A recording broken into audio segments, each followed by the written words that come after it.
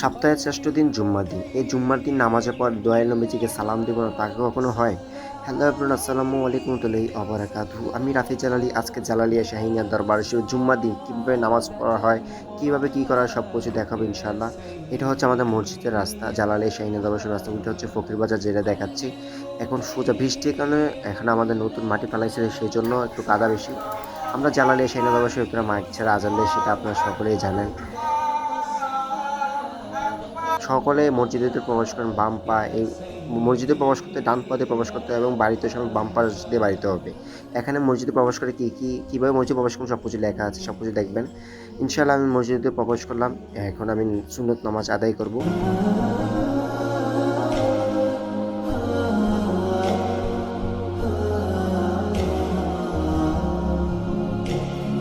এখন আমাদের মসজিদের হুজুর নজরুল ইসলাম জালালি উনি আলোচনা শুরু করেছেন। আজান, সেটাকে সানি আজান বলা হয়। সেটা মসজিদের বাইরে দেওয়া নবীর সুন্নত, নবীর সুন্নত, নবীর সুন্নত। যারা এটাকে ইমাম সাহেবের সামনে দেয়, এটা হচ্ছে ওদের মন গড়া বাপে হাদিস দলিল মাইরা দেয়।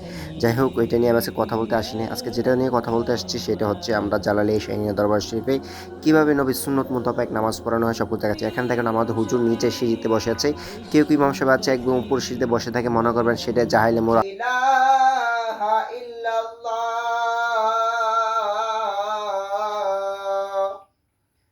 أشهد أن محمد رسول الله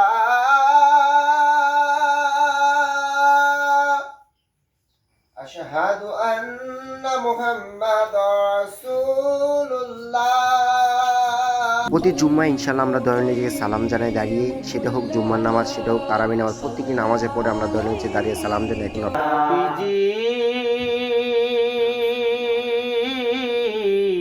ওগো নবীজি, ওগো মায়ার নবীজি আমার,